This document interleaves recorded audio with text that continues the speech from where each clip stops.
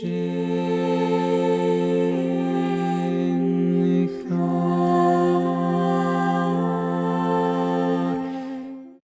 noite a todos. Está dando para ouvir? Que a paz do Divino Mestre esteja conosco nessa noite. E com a certeza, de que Ele está aqui conosco, nos amparando, nos intuindo, abençoando essa casa de luz e de esperança. Quem se sentir à vontade, feche os olhos, elevando o pensamento a Deus, a Jesus, nosso Mestre e amigo. Sentindo a presença dos bons espíritos, derramando sobre nós luzes e bênçãos, porque sabemos que essa casa foi abençoada e antes dos trabalhos começarem agora, a espiritualidade aqui esteve purificando esse ambiente e lembrando de Jesus de braços abertos, sorrindo para nós. Façamos a oração que Ele nos ensinou. Pai nosso que estais nos céus, santificado seja o vosso nome. Venha a nós o vosso reino. Seja feita a vossa vontade, assim na terra como nos céus. O pão nosso de cada dia nos dai hoje. Perdoai as nossas ofensas, assim como nós perdoamos a quem nos tem ofendido. E não nos deixeis cair em tentações, mas livrai-nos de todo o mal, que assim seja. E aí essa noite, nós estamos no mês de setembro. O mês de setembro é um mês que a vida nos convida a refletir sobre a importância do autocuidado, sobre a importância de perseverarmos. E aí eu trouxe essa passagem de Jesus. Essa pintura é uma pintura de uma menina, americana. Ela tinha 4 anos de idade quando ela começou a sonhar com a imagem de Jesus Cristo. E ela começa a pintar. E aos 8 anos, ela pinta esse retrato. Se vocês procurarem na internet, está lá, Jesus Cristo, Príncipe da Paz. E aí eu trouxe para simbolizar a reflexão que eu quero trazer essa noite, que é Jesus, o nosso caminho, verdade e vida, mas a paz para os nossos corações. E aí, lá em João 13:33, Jesus vai dizer para a gente: tende bom ânimo, eu venci o mundo. E aí ele vai retratar, o texto completo diz assim: tenho-vos dito isto, para que quem em mim tenhais paz. No mundo tereis aflições, mas tende bom ânimo, eu venci o mundo. Essa passagem, João vai falar para a gente que ela se dá no último momento em que Jesus está com os apóstolos. Então, no momento da última ceia, onde ele vai trazer várias informações, a respeito do momento em que ele estava vivendo, que seria ali o último momento junto àqueles irmãos e àqueles colaboradores. E aí Jesus, nessa passagem em particular, é um momento em que ele deixa de falar em parábolas e ele conversa com os apóstolos diretamente, falando do momento em que vai acontecer a transição, que para a gente, na condição de espíritas, nós sabemos que é um dos momentos mais marcantes de Jesus. Por quê? Porque a morte de Jesus, fisicamente, é representada logo em seguida pela ressurreição do corpo e do espírito de Jesus, que ele vai demonstrar para a gente a importância da vida. Ele vai retratar para a gente, vivenciar, dizendo que a vida segue para além do corpo. Esse é o maior ensinamento que Jesus vem nos trazer. E é o que a doutrina dos espíritos vai, com a colaboração de Kardec, nos auxiliar a refletir. E por que isso? Nós precisamos ter essa compreensão de que a vida é um contínuo, com começo, começo, começo. Ora nascemos, vivemos, desencarnamos, voltamos para o plano espiritual e retornamos para a vida, Por quê? Porque a vida é uma só. Nós temos várias experiências reencarnatórias, mas a vida dessa a gente não consegue escapar. E aí a gente continua, dizendo, o que seria bom ânimo? Ânimos vem da palavra, ânimo vem da palavra em latim animus, que quer dizer alma, espírito. Ter bom ânimo quer dizer ter coragem, ser persistente, ser forte diante da dificuldade. E aí é muito engraçado que quando a gente vai fazer os estudos, a espiritualidade nos ampara integralmente, graças a Deus. E aí ontem, conversando com a minha mãe, eu falei, mãe, tá tão difícil, eu estou tentando elaborar o tema dessa noite, mas não me vem inspiração, eu sei o que eu quero levar para os amigos, mas eu não sei como que eu vou abordar esse tema. Eu já apresentei, né, essa questão para falar de suicídio de outras maneiras, e aí eu queria mudar. E aí, a espiritualidade me apresenta Tem de Bom Ânimo, né, que foi um livro do Chico Xavier com o Carlos Bacelli. E aí, o texto lá em cima é assim, é uma lição desse livro. Se te encontra angustiado, é o título. Se te sentes tentado ao suicídio, ora a Deus e busca a presença de um amigo com que possas conversar. Então, primeira orientação para quem está com o coração preso, abalado, entristecido por alguma razão, porque todo mundo, em algum momento da vida, vai sentir uma angústia, uma tristeza, mas se essa angústia se torna persistente, a gente precisa buscar caminhos para tentar resolver, né? Não vamos achar que todo problema de tristeza e desânimo seja simplesmente uma questão de obsessão, porque a gente sabe que não é, né?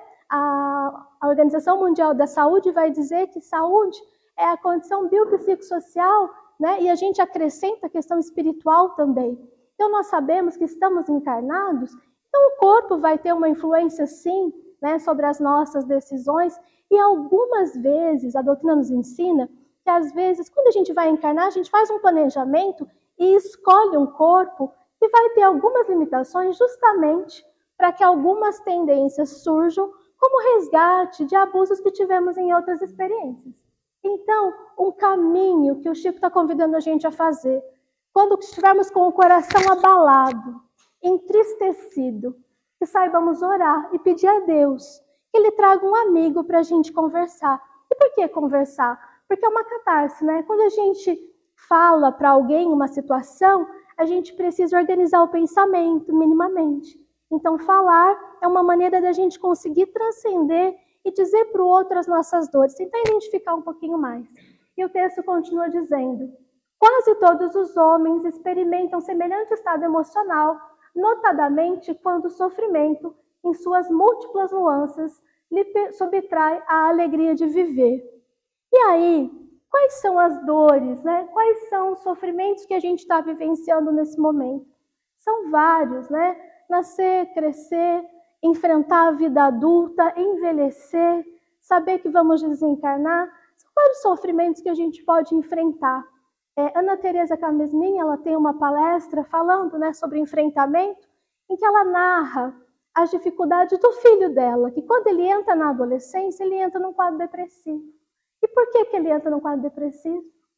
Porque entrar na vida adulta, assumir responsabilidades, não é uma tarefa fácil. E não é uma coisa que a gente faz no automático, em que pese o fato de a gente achar que é, né?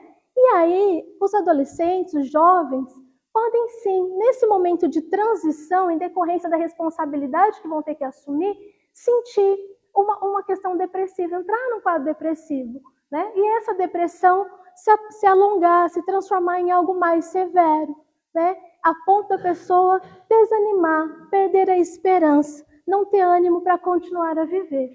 Então a gente precisa ter cautela, né, com as nossas avaliações. E aí o texto continua dizendo: se a tempestade das provações desaba sobre a tua vida, não desespere. Breve o sol voltará a brilhar no horizonte das tuas esperanças. Suporta corajosamente a dor que estimula a alma, recordando que Deus, nosso Pai de misericórdia, a ninguém desampara. E aí a gente pensa, né? Dentro da perspectiva do Espiritismo, a gente consegue entender que Deus, causa primeira de todas as coisas, infinitamente justo e bom, não nos coloca numa experiência para gerar sofrimento. Né? Tem uma fala que diz, popular, que tudo que é bom, né, que tudo que acontece na nossa vida colabora para o bem. Até aquilo que é ruim colabora para o bem. Chico vai dizer para a gente em vários momentos exatamente isso, que as situações difíceis que a vida apresenta para a gente são experiências que nós vamos progredir, que vão ajudar com que a gente consiga elevar um degrau a mais. E por vezes, às vezes uma situação difícil que a vida se apresenta ali para a gente vivenciar, é por quê? Porque nós estamos trilhando um caminho inadequado. E aí, para que a gente volte ao trilho, para que a gente volte ao caminho do bem, para que a gente volte a seguir os desígnios de Deus, uma situação às vezes vem mais difícil para que a gente volte a seguir o ensinamento corretamente. Né? E aí o texto continua dizendo, se te encontras angustiado, pensa naqueles que estão lutando em silêncio por um mundo melhor e junta-se a eles, consagrando os teus dias a uma causa nobre.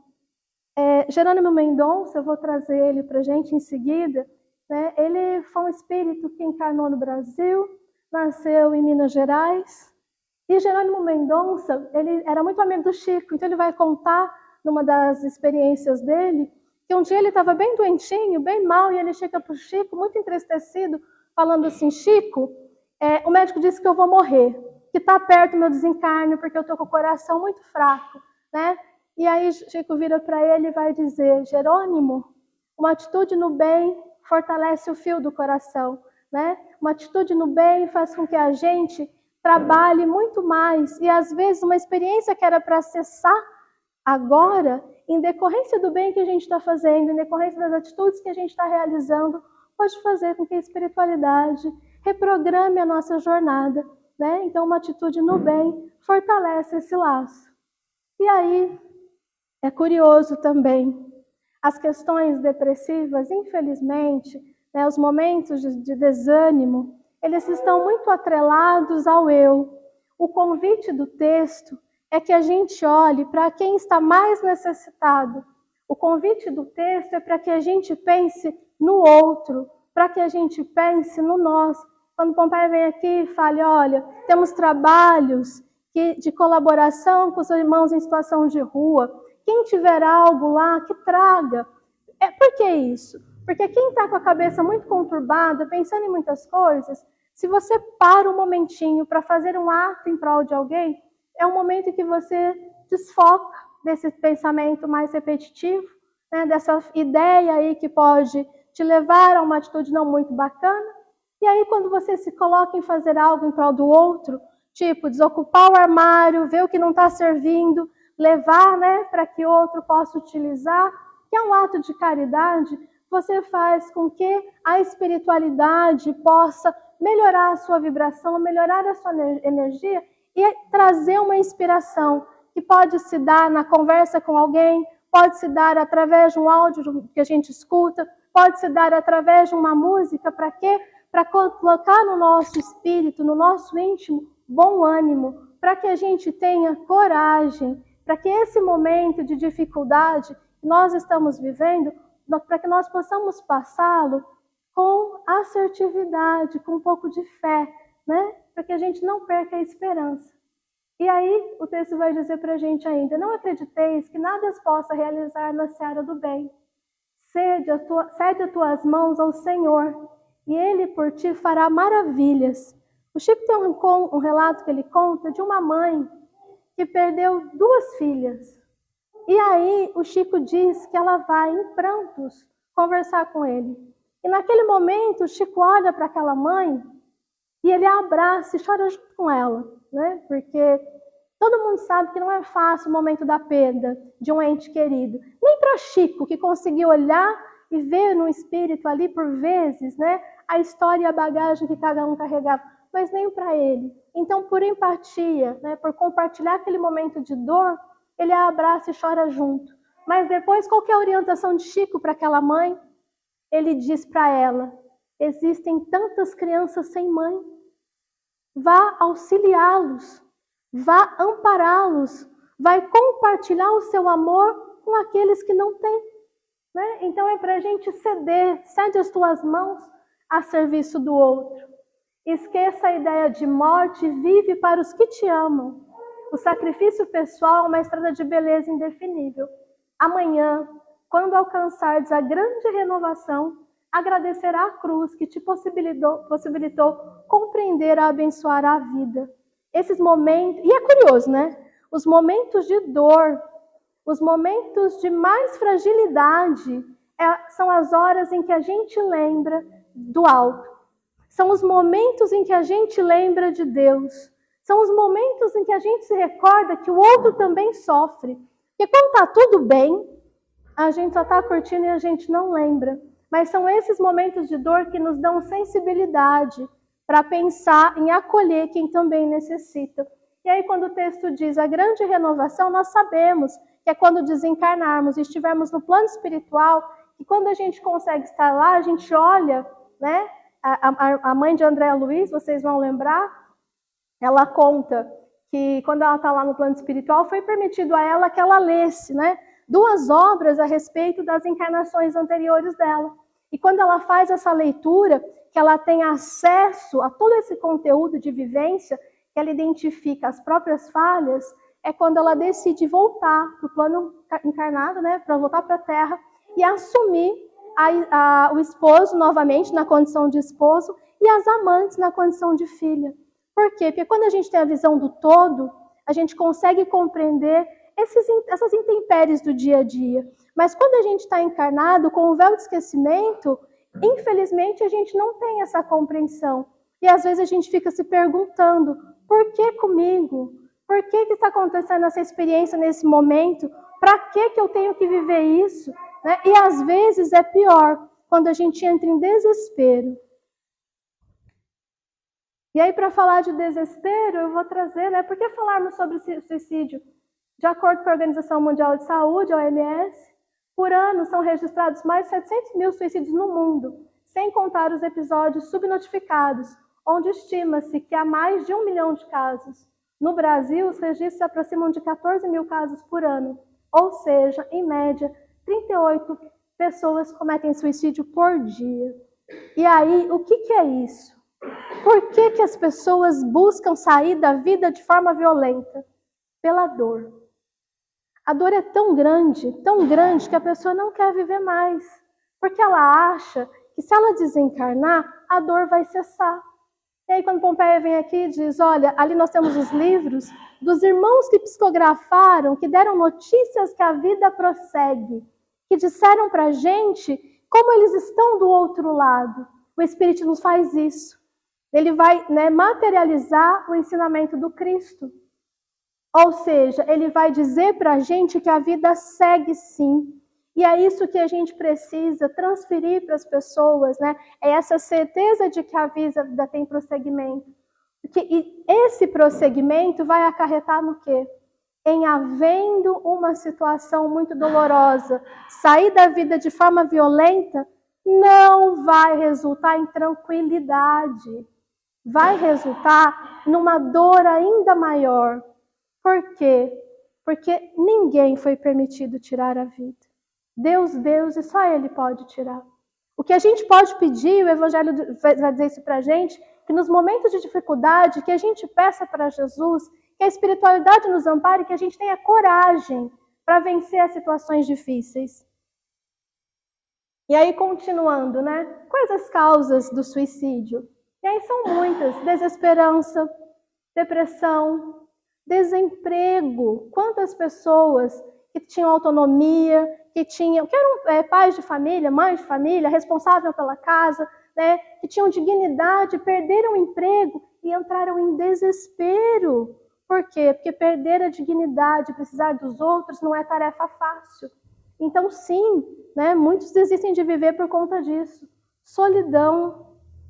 É tão curioso, né? As relações, elas têm períodos, né, na vida da gente. Então, tem pessoas que estão mais próximas num determinado período, e aí, por descaminhos mesmo, cada um segue seu caminho, né? Ou muda, e a vida segue, os filhos crescem, e as amizades vão se distanciando. Às vezes um filho está morando fora do país, o outro está morando numa cidade do sul, não tem como vir nos visitar com frequência, e a solidão acaba sendo uma companheira. E isso é motivo também, né, das pessoas saírem da vida de forma violenta. Tristeza por alguém que faleceu, porque muitos não acreditam que a vida prossegue e acham que a vida cessa. Que a experiência do berço ao túmulo encerra nesse momento da vida. E a gente sabe que não. Doença grave, seja na gente ou no ente querido, também são motivos para que as pessoas desistam de viver. Falências, dívidas, perdas de bens materiais, alcoolismo. uso de substâncias psicoativas, críticas, pressões sofridas por preconceito, deficiência, gênero, etnia. A gente sabe hoje em dia, com as redes sociais, a cobrança da imagem, do ter, né, de você demonstrar, de você exibir. E aí, tudo que não é dentro do padrão de normalidade que se espera, às vezes é objeto de crítica, né, por terceiros, por colegas, por pessoas ali, pelos pares. E essas críticas podem sim gerar muito sofrimento na pessoa e ela desistir de viver em decorrência desse preconceito vivenciado. Né? Então, são essas razões. Aí, lá no Livro dos Espíritos, né, a gente tem, se não é castigo, o que significa? Né? Qual é o objetivo da encarnação? Livro dos Espíritos, capítulo 2, questão 132. A lei de Deus impõe a encarnação com o objetivo de fazê-lo chegar à perfeição. A encarnação tem também outro objetivo, dar ao espírito condições de cobrir a sua parte na obra da criação. Tudo se encadeia, tudo é solidário na natureza. Quando tudo se encadeia, a gente vai pensar, por exemplo, né, nas obras do André Luiz, ele tem vários relatos onde ele vai demonstrar para a gente essa vinculação. Ivone do Amaral Pereira, várias obras da Ivone vão retratar essa vinculação solidária de uma encarnação na outra, e não por acaso, essa última encarnação de Ivone é uma encarnação muito dolorosa, é uma encarnação muito árida de relações. Por quê? Porque em várias experiências anteriores, Ivone faz o quê? Ela abusa da fortuna, ela abusa do luxo, ela abusa da beleza, ela abusa da cultura, ela abusa de tudo que ela tinha, ela abusa dos amores. E então, nessa última experiência, né, o que acontece com Ivone? Ela nasce e aos 5 anos de idade ela conseguia ver os espíritos. E ela tem um livro que ela vai dizer para a gente que ela rejeitava o pai dessa encarnação. Então, vocês imaginam uma criança pequena olhando para o pai e falando, você não é meu pai, eu não te reconheço. Né? Por quê? Porque ela via Charles, que era o pai das reencarnações anteriores. Então, Ivone sofreu muito. E ela disse que quando ela chega na juventude, os espíritos falam para ela, Ivone, você não vai se casar, você não vai ter família, porque esse foi o planejamento reencarnatório, você não merece, porque se abusou demais. E ela diz que mesmo sabendo, ela tentou buscar esse parceiro, mas a vida não permitiu. Então, assim, para a gente ver, né, que está tudo interligado, que essa experiência, às vezes muito dolorosa, é em decorrência de várias oportunidades que a gente abusou. E aí a gente tem a convicção de que Deus é infinitamente bom, de que Deus permite que a gente tente várias vezes resgatar os erros que a gente cometeu. E aí, né, continuando, eu apresento para vocês, Jerônimo Mendonça Ribeiro, ele é de Ituiutaba, Minas Gerais. Ele nasceu em 1º de novembro de 39 e desencarnou em 26 de novembro de 1989. Foi um grande trabalhador, palestrante e escritor espírita. E juntamente com Chico Xavier, seu amigo, trabalhou pelas causas sociais e pela divulgação da doutrina espírita. Jerônimo Mendonça, mesmo paralisado em uma cama ortopédica e cego, trabalhava arduamente pelo ideal espírita e por isso ficou conhecido como gigante deitado. Gigante porque foi um homem enorme, que não cabia no corpo. Ele descobre a doença dele, né? Que ele vai ter artrite reumatoide, muito cedo. Ele tinha 16 anos quando a doença começa a se manifestar. E o Jerônimo, conforme a doença vai se ampliando, ele vai perdendo os movimentos, primeiro, né, usa muleta, depois vai para a cadeira de rodas, e aí depois ele fica acamado. Ele se volta para o movimento espírita, né, ali, quando a vozinha dele desencarna. Por quê? Porque era um espírito muito curioso, mas muito religioso, já trazia uma fé muito fortalecida. Né? Dizem os biógrafos que ele foi da igreja presbiteriana, quando ele tinha 16 anos. E aí depois, né, a vozinha desencarna, ele começa a se interessar pelo espiritismo e estudar. Numa reunião mediúnica em que ele está presente, né, o espírito que lá estava para comunicar diz a seguinte mensagem: Tarzan, prepare-se para a selva do sofrimento que virá. Por que Tarzan? Porque eu trouxe ali, né, Jerônimo tinha 1,83 m de altura, ele era muito alto, e era um menino muito ativo, e amava o Tarzan.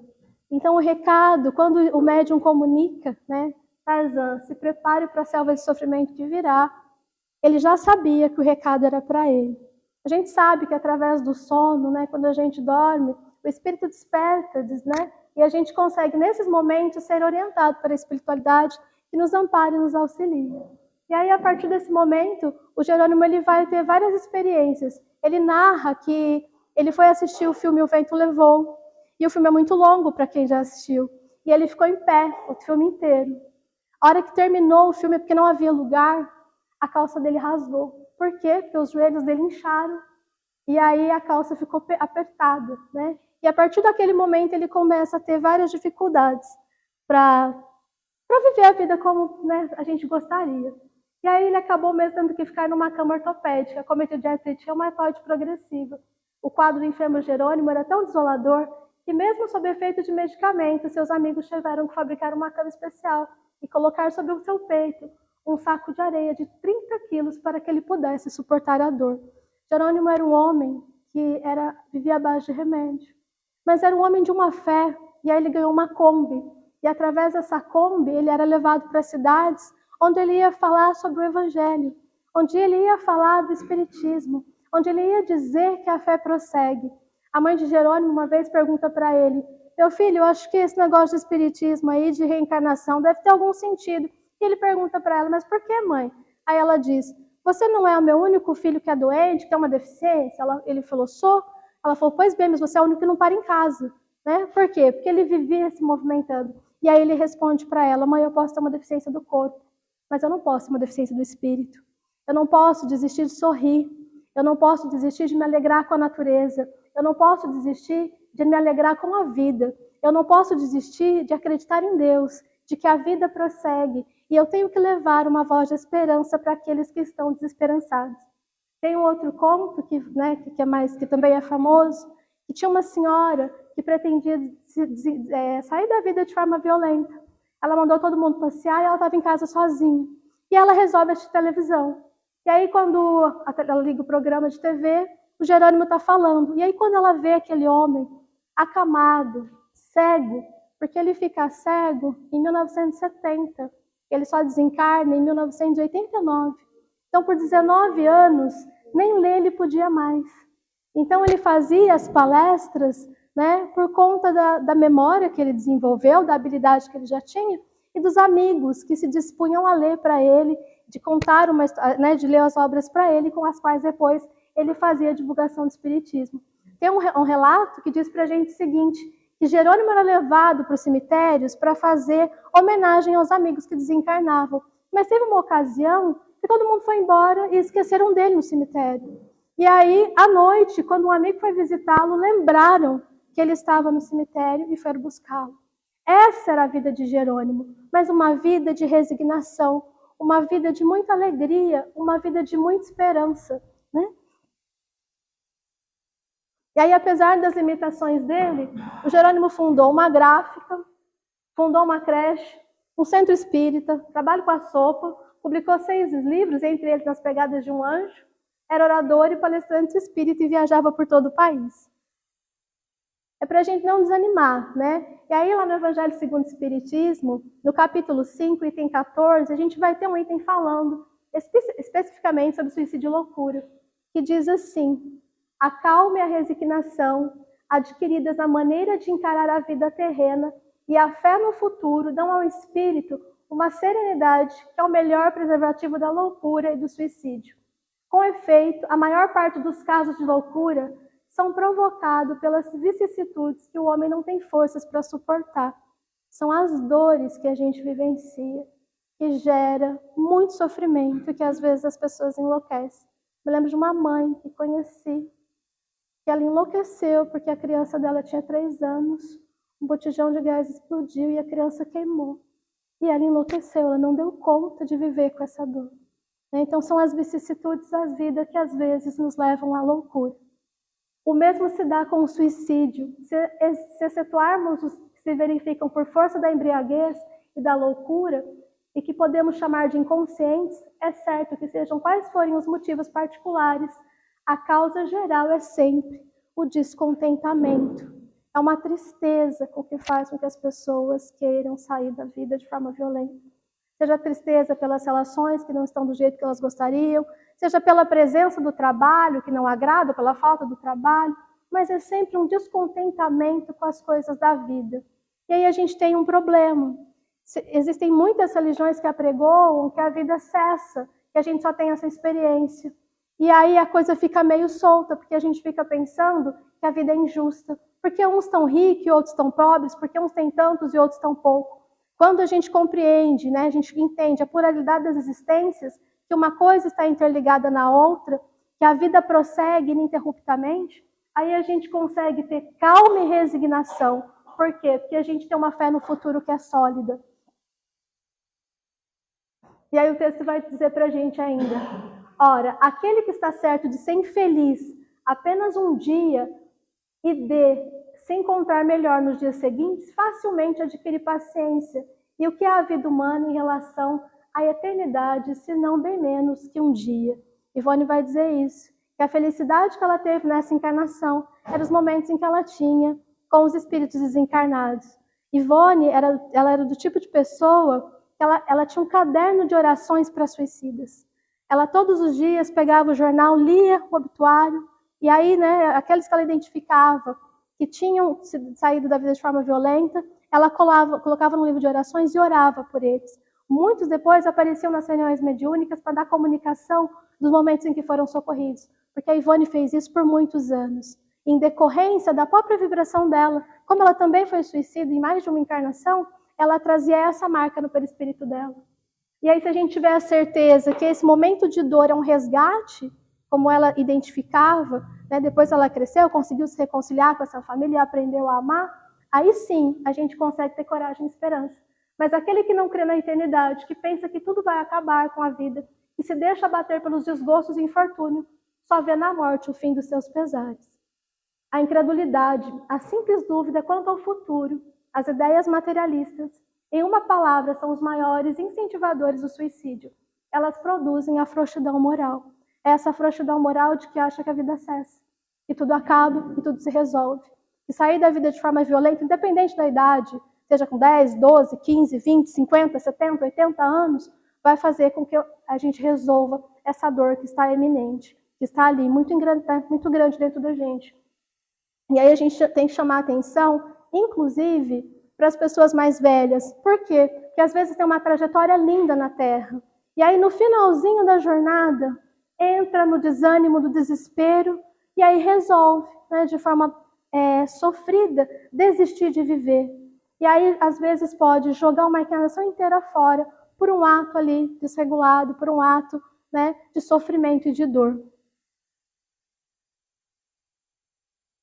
Aí, trazendo para a gente caminhando para o fim, né, Jerônimo Mendonça tem esse conto, que é um fazendeiro, que tinha uma situação muito confortável, era casado, muito rico, tinha luxo, conforto.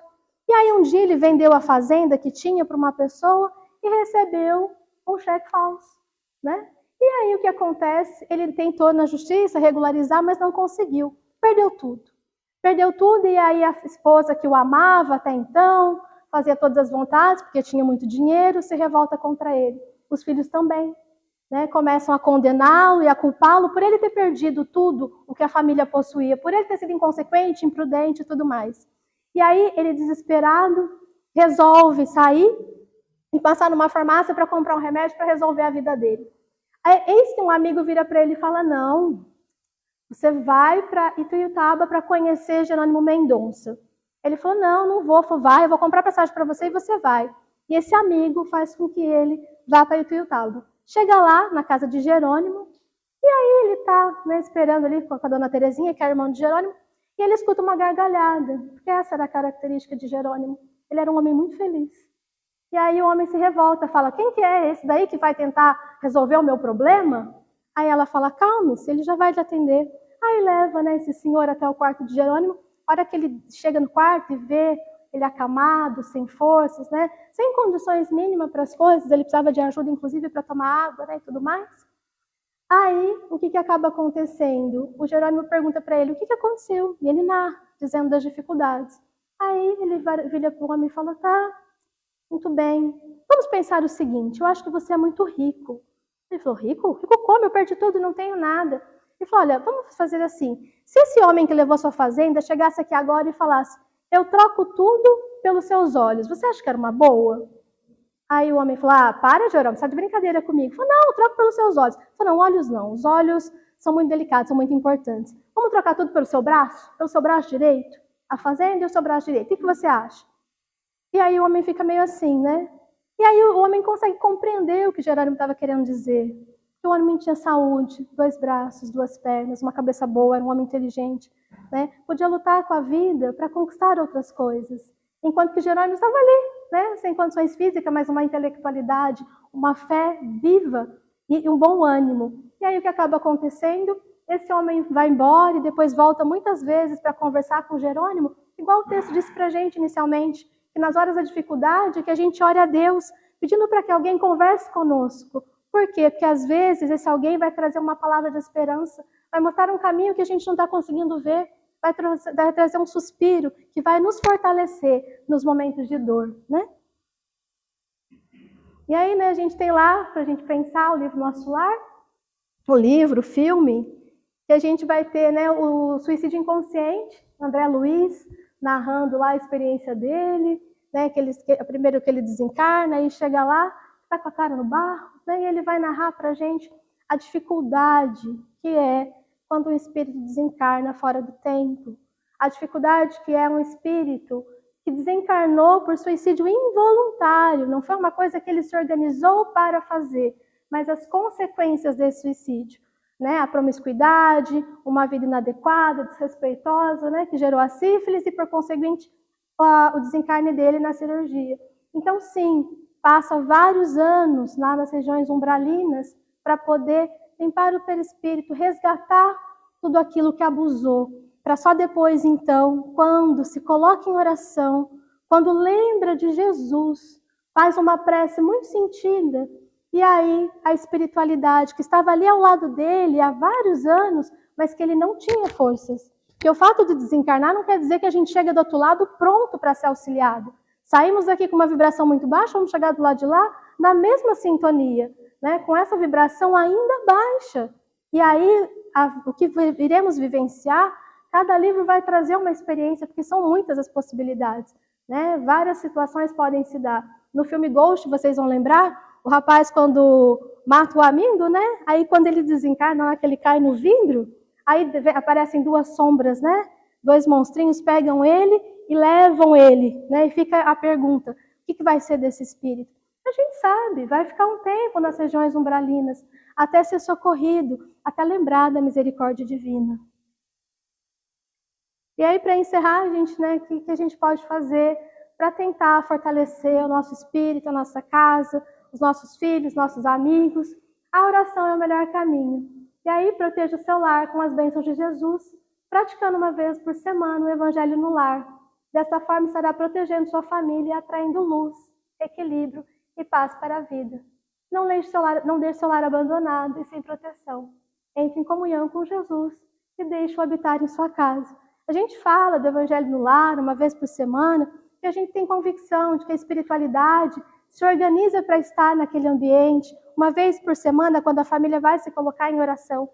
E aí vocês vão me perguntar, mas Fernanda, e se ninguém quiser fazer o Evangelho comigo, se ninguém quiser colaborar, não tem problema. Nós sabemos, né, que vamos estar ali, nosso anjo guardião também estará, e tantos outros espíritos, algum espírito familiar que possa estar conosco.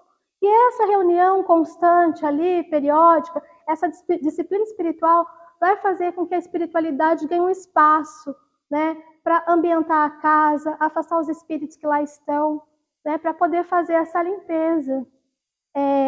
Ivone do Amaral, no livro Nas Voragens, não é, O Cavaleiro de Numieres. O Cavaleiro de Numieres, ela narra para a gente que um pai havia desencarnado de forma violenta, ele se matou.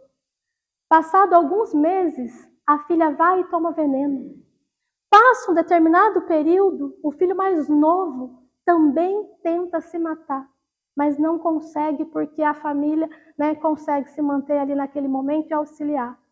E aí, quando Bezerra de Menezes vai para esse ambiente, acompanhado de Roberto, que é quem vai auxiliá-lo na limpeza do ambiente, ele fala que ele traz consigo um outro espírito, né, que é um índio. Para quê? Porque a energia que permeia a casa era uma energia muito baixa, de muito sofrimento, de muita depressão. E precisavam de espíritos na mesma sintonia para garantir o trabalho ali de ambientação. Bezerra narra que a hora que ele chega, o espírito que se matou permanecem ali na casa, né? Porque eles não têm energia para sair. Mas aí fica naquela ambientação, naquele lugar, influenciando o resto dos moradores da casa, né? Porque lá estão presos. Então, por isso a necessidade da gente fazer a oração, da gente criar um ambiente de proteção, da gente tentar se ligar com o mais alto. Era o que eu tinha para falar essa noite, né? Trazer um pouco de esperança, lembrando que Jesus está conosco em todos os momentos, que a gente não desanime, que a gente tenha fé, que as dores vão passar. O Chico dizia para a gente que tudo passa, né? Então, os momentos difíceis também vão passar. A tempestade, né? Na hora da tempestade, Jesus já dizia para os apóstolos: se vocês têm fé, me coloque no barco. Então, que a gente, né, coloque Jesus no barco das nossas vidas, nas horas difíceis, nas horas da tempestade, para fortalecer em nós, né, a nossa fé, a nossa convicção de que o amanhã há de ser melhor que hoje. Eu agradeço, então. Uma boa noite.